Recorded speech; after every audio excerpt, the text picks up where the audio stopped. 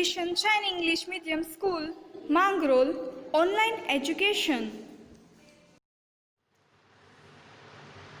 अस्सलामुअलैकुम the sunshine English medium school. आज हम स्टैंडर्ड 10 के अंदर लेसन नंबर फर्स्ट प्रभु जी तुम चंदन हम पानी, ठीक है, ये इसका शीर्षक है, प्रभु जी तुम चंदन हम पानी। अब ये शीर्षक क्यों दिया, ये इसको हम आगे पढ़ेंगे। ये रेदास जी का लिखा हुआ काव्य है, ठीक है, जिसको पद कहा जाता है। छोटा सा काव्य है लेकिन इसके अंदर बहुत सारी बातें बताई गई है। किसके बारे में है, हम इंट्रोडक्शन पढ़ते हैं। सबसे पहले जिन्होंने ये काव्य लिखा है संत रेदास, इनका जन्म सन 1388 ईस्वी सन में हुआ था और इनका निधन यानी इनकी मृत्यु सन 1518 ईस्वी सन में अनुमानित।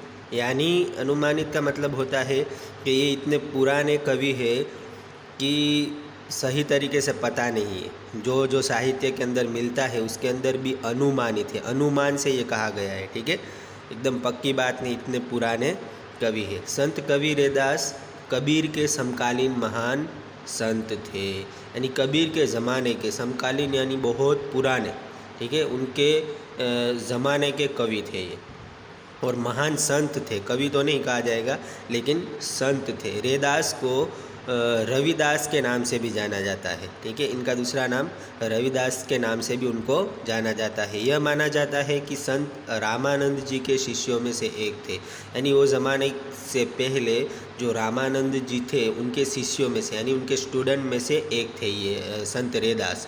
ये काशी में रहते थे, पढ़े लिखे नहीं थे मगर उनकी साधना उच्च प्रकार की थी, ठीक है। जो बिहार यूपी के अंदर काशी है, जो हमारे हिंदू भाइयों के लिए जो फेमस प्लेस है, ठीक है, तो वहाँ पर वो रहते थे। पढ़े लिखे नहीं थे, ये याद रहे, ये पढ़े लिखे नहीं थे मगर उनकी साधना उच्च प्रकार की थी, ठीक है। उनकी जो भक्ति होती है, उनकी जो बंदगी होती है वो उच्च प्रकार की थी। तो दुनिया में बहुत सारे ऐसे लोग हुए हैं जो पढ़े लिखे नहीं थे लेकिन अपनी साधना से, अपनी बंदगी से, अपने अच्छे कर्मों से बहुत सारे काम ऐसे किए हैं जिनको आज हम एजुकेशन लाइन के अंदर और अच्छे आदमियों की गिनती के अंदर आज उनको हम याद करते हैं। तो ये इनमें से एक है संत रेदास जी भी, के पढ़े लिखे नहीं थे मगर उनकी साधना उच्च प्रकार की थी। उनके पदों में अनन्य भक्ति भाव की अभिव्यक्ति है, यानी एक अलग प्रकार की भक्ति उनके पदों के अंदर छलकती है। संत कवि रेदास ने भक्त और भगवान के अटूट संबंध की पुष्टि अपने पदों में की है, यानी एक भगवान यानी अल्लाह और बंदे का, भगवान और भक्त का जो संबंध होता है जो कभी टूटता नहीं है। जो अच्छे आदमी होते हैं, जो अच्छे भक्त होते हैं, अच्छी बंदगी करने वाले होते हैं, उनका संबंध कैसा होता है उसकी पुष्टि की है यहाँ पर, ठीक है। आत्मा परमात्मा का मिलन सोने में सुगंध की भांति उत्तम बताया है, ठीक है। यानी आत्मा और परमात्मा का मिलन कैसा होना चाहिए और कैसा होता है, इस चीज़ को यहाँ पर अच्छी तरीके से बतलाया है। उनके पद बहुत लोकप्रिय है। उनके कुछ पद गुरु ग्रंथ साहिब में संग्रहित है, यानी जो गुरु ग्रंथ नामक एक ग्रंथ है उसके अंदर भी ये पद लिखे हुए हैं।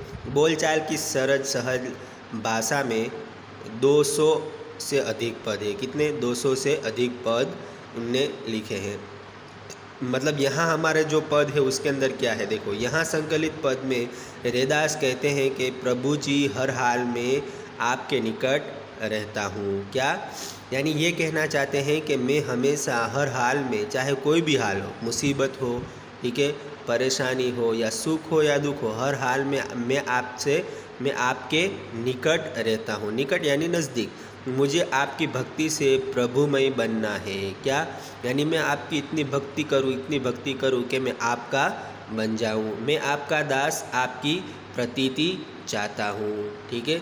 यानी आप मुझसे किस तरह से राज़ी हो जाए, आप मेरे ऊपर किस तरह से अपनी लीला दया किस तरह से निछावर करें, ये मैं आपसे चाहता हूँ। यहाँ आत्मा और परमात्मा की अद्वैतता वर्णित है, यानी एक बंदे का और एक अल्लाह का, एक भगवान का और भक्त का कैसा संबंध होता है उसको यहाँ पर वर्णन किया गया है, ठीक है। तो हम यहाँ पर इसको सही तरीके से पढ़ेंगे पंक्ति वाइज। ये बहुत शॉर्ट है लेकिन बहुत अच्छी बातें इसके अंदर बताई है। सबसे पहली पंक्ति के अंदर आप देखें, जो मैं यहाँ से पढ़ रहा हूँ, ये वाली पंक्ति, ठीक है। प्रभु जी तुम चंदन हम पानी, क्या, जो हमारा शीर्षक है, प्रभु जी तुम चंदन हम पानी, ठीक है। चंदन एक तरह का यूँ समझो लकड़ी आती है और वो बहुत खुशबूदार होती है, ठीक है। तो यहाँ पर पहली मिसाल देकर यहाँ पर संत रैदास ये समझाना चाहते हैं कि प्रभु जी तुम चंदन हो, और चंदन दुनिया के अंदर लकड़ी के अंदर सबसे फेमस होता है, ठीक है। बहुत बड़ी कीमत होती है उसकी और बहुत फेमस है। तो इस तरह से यहाँ पर संत रैदास ये कहना चाहते हैं कि प्रभु जी तुम चंदन तो हम पानी है, ठीक है। जिस तरह से चंदन और पानी का मेल क्यों बताया है, तो कि चंदन पानी के अंदर घुल जाता है और वो कभी अलग नहीं हो सकता और वो खुशबूमय हो जाता है, इसलिए यहाँ पर प्रभु जी को चंदन कहा। और हम पानी यानी संत रैदास अपने आप को पानी बता रहे हैं उनके सामने। जाकी अंग अंग बास समानी, यानी जैसे ही पानी चंदन के अंदर मिल जाता है तो वो पानी नहीं रहता, पानी की शक्ल में वो खुशबू वाला हो जाता है, ठीक है। उसके अंदर घुल मिलकर वो खुशबू वाला हो जाता है, फिर उसको अलग नहीं कर सकता। इस तरह से यहाँ पर भी संत रैदास ये कहना चाहते हैं कि मैं आपके अंदर, यानी जिस तरह से चंदन होता है इस तरह से पानी मिलकर घुल मिलकर किस तरह से एक हो जाता है और खुशबू में हो जाता है, इस तरह से मैं भी आपके अंदर ऐसे ही रहना चाहता हूँ और आपके अंग अंग में मैं समाना चाहता हूँ। इस तरह से ये मिसाल देकर पहली 2 लाइन के अंदर संत रैदास कहना चाहते हैं।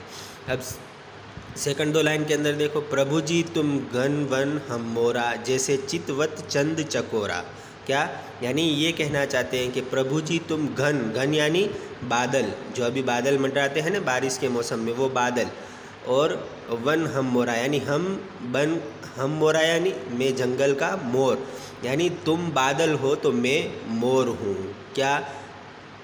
जिस तरह से ये क्यों कहा कि जब बादल आते हैं ना, बादल बादल जैसे ही मंडराते हैं तो मोर खुशी से नाच उठता है। आपने देखा होगा जहाँ पर ये चीज़ें ज़्यादातर आपको गांव वगैरह में मिलेगी, आपने भी इस चीज़ को महसूस किया होगा कि जब बारिश का मौसम होता है ना तो मोर ज़्यादा बोलते हैं और वो कड़ा करने लगते हैं, नाचने लगते हैं, ठीक है। तो इस तरह से यहाँ पर संत रैदास भी इस तरह से कहना चाहते हैं कि मैं आपकी इस तरह राह देखता हूँ, आपकी इस तरह इंतज़ार करता हूँ, जिस तरह से, और आपको आपकी भक्ति करके, आपकी बंदगी करके इस तरह से खुश होता हूँ, इस तरह से मचलता हूँ, जिस तरह से एक मोर घन को देखकर, बादल को देखकर मस्ती करता है। जैसे चितवत चंद चकोरा, ठीक है। चकोरा नामक पक्षी है ना, वो हमेशा चाँद को देखकर, क्या, चाँद को देखकर हमेशा खुश होता है, ठीक है। चंद्रमा को देखता रहता है।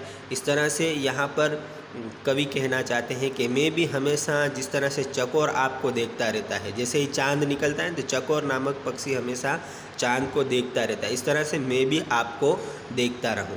ये मतलब एक संबंध होता है, अटूट संबंध, दिल लगी जिसको बोलते हैं, भक्ति जिसको बोलते हैं, बंदगी जिसको बोलते हैं, ये जिसके अंदर होती है उसको ये सारी चीज़ें महसूस होती है।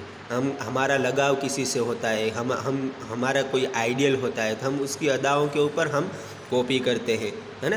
तो इसी तरह से यहाँ पर भी ये मिसालें देकर ये समझाना चाहते हैं कि जिस तरह से चकोर पक्षी चाँद को देखा करता है, इस तरह से मैं भी आपको देखा करूँ।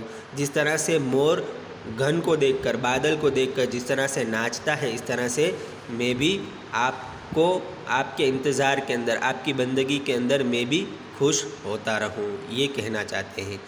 इसके बाद क्या है, प्रभु जी तुम दीपक हम बाती, क्या, यानी जिस तरह से दीपक होता है, दीपक, ठीक है। दीपक आपने देखा ना जो जलता है, पहले के ज़माने में दीपक हुआ करते थे, आजकल तो इसकी कम हो गई है डिमांड, ठीक है। तो प्रभु जी तुम दीपक हम बाती, बाती यानी मतलब वो दिया जिसके अंदर वो जलता है, वो जाकी ज्योति बरे दिन राती, जिस तरह से वो दिन रात अपने आप को जलाकर क्या करता है, प्रकाश देता है। इस तरह से प्रभु जी को दीपक कहा है और हमको बाती, ठीक है। यानी ये अलग अलग एग्जाम्पल से अपने आप को ये समझा रहे हैं। दीपक के एग्जाम्पल से अब समझा रहे हैं, क्या कहना चाहते हैं इस तरह से कि जो दीपक जलती रहती है, यानी जिस तरह से वो उस बाती के समान है जो दीपक में जलती रहती है। ठीक है, तो ये अलग अलग दृष्टांत देकर सबसे पहले चंदन का दिया, इसके बाद क्या दिया, बादल का दिया, चकोर का दिया। अब दीपक का एग्जाम्पल देकर समझा रहे हैं कि प्रभु जी आप दीपक हो और हम बाती। जिस तरह से वो अपने आप को जलाकर दिन रात जलती रहती, इस तरह से मैं भी आपकी बंदगी के अंदर दिन रात लगा रहा हूँ। ठीक है, जिस तरह से पूरी दिन रात वो जलता रहता है। प्रभु जी तुम मोती हम धागा, जैसे सोनहि मिलत सुहागा। ठीक है, जो हमारे अंदर घरों के अंदर माला होती है, ठीक है, या जिसको हम बोलते हैं तस्बीह बोलते हैं, तो इसके अंदर जो मोती होता है वो उसकी बात कर रहे हैं। वो मोती कौन, तो कि वो भगवान प्रभु जी को कह रहे हैं। और वो जो धागे के अंदर पिरोया जाता है उसको क्या कहते हैं, वो अपने आप को संत रैदास धागा बता रहे हैं और प्रभु को वो क्या बता रहे हैं, मोती बता रहे हैं। जैसे ही सोनहि मिलत सुहागा, यानी जैसे ही वो माला के अंदर मिल जाता है तो उसकी कितनी कदर हो जाती है ना। तस्बीह की, माला की कितनी कदर है, उसको हम अच्छी तरीके से रखते हैं, कहीं इधर उधर रखते नहीं, और उसको हम बंदगी के रूप में जपते हैं। तो ये एग्जाम्पल देकर इस तरह से कहना चाहते हैं कि मैं एक धागे की तरह हूँ, प्रभु जी आप एक मोती की तरह हो, मैं इस तरह से आपके निकट रहना चाहता हूँ। और प्रभु जी तुम स्वामी हम दासा, ऐसी भक्ति करे रे दासा। यानी प्रभु जी तुम स्वामी, यानी तुम भगवान अल्लाह और मैं आपका दास, नौकर जो होता है वो।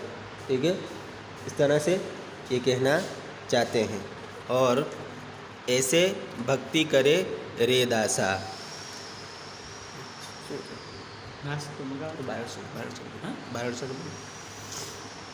जैसे सोनहि मिलत सुहागा, प्रभु जी तुम स्वामी हम दासा, ऐसी भक्ति करे रे दासा। ठीक है, तो यहाँ पर ये शॉर्ट काव्य था, पूरा छोटा था, लेकिन इसके अंदर पूरा एक भक्ति भाव छलक रहा है बंदे और अल्लाह के बीच में, भगवान और भक्त के बीच में, कि कैसी बंदगी भगवान के समीप होनी चाहिए, किस तरह से हम भगवान के, अल्लाह के नज़दीक जा सकते हैं। और इसके एग्जाम्पल अलग अलग देकर यहाँ पर हमें समझाया गया है। यहाँ पर आप देख सकते हैं ये शब्दार्थ दिए गए हैं। ठीक है, यहाँ पर ये पूरे शब्दार्थ दिए गए हैं। आप इसको अपनी बुक्स के अंदर सही तरीके से पढ़ लें। बास, इसका बू मतलब सुगंध जो होता है वो, गंध, मोरा यानी मोर, घन बादल, बरे यानी जले, दासा यानी दास, नौकर जिसको हम बोलते हैं, सुहागा यानी एक तरह का खनिज पदार्थ, और चकोर यानी तीतर जैसा पक्षी जो चंद्र को और देखता है, चितवत देखना जिसको हम बोलते हैं। ठीक है, चितवत यानी देखना, जो मैंने आपको समझाया सेकंड लाइन के अंदर है ना, वो एक पक्षी होता है वो हमेशा चांद को देखा करता है। ठीक है, ये शॉर्ट काव्य था, इसके अंदर बहुत सारी चीज़ें आपने समझी होगी। थोड़ा इसके अंदर व्याकरण भी मैंने तैयार किया है, तो वो भी आप देख लें। ठीक है, यहाँ पर शब्द समूह है, ये आप देखें शब्द समूह। ठीक है, ये शब्द समूह, या फर्स्ट शब्द समूह है सोने को गलाने के काम आने वाला एक द्रव्य, तो इसको बोलेंगे सुहागा। ठीक है, और सेकंड है यहाँ पर सुगंधित पीला पदार्थ, उसको एक शब्द में क्या कहेंगे, तो के चंदन। ठीक है, क्लियर, समझ में आ गया। अब यहाँ पर विरोधी शब्द, विरोधी शब्द के अंदर स्वामी अभी जो आया शब्द वो, तो उसका विरोधी ऑपोजिट हो जाएगा दास। ठीक है, स्वामी का दास, क्योंकि स्वामी ये अलग शब्द है, दास इसका ऑपोजिट हो जाएगा, मालिक तो इसका हो जाएगा सेवक। ठीक है, यहाँ मालिक, सेवक, स्वामी और दास इस तरह से अलग अलग। ठीक है, अब यहाँ पे है पर्यायवाची शब्द। ठीक है, आगे हम देखें पर्यायवाची शब्द, मैंने यहाँ पर लिखे अंग यानी बदन, घन यानी बादल, बास यानी बू, और स्वामी यानी राजा, जो मैंने आपको अभी एक्सप्लेन करके बता दिया। ये वाले जो शब्द हैं ना वो सारे पर्यायवाची शब्द एग्ज़ाम के अंदर आते हैं, इसको भी हम सही तरीके से पढ़ लें। ठीक है, ये हो गया।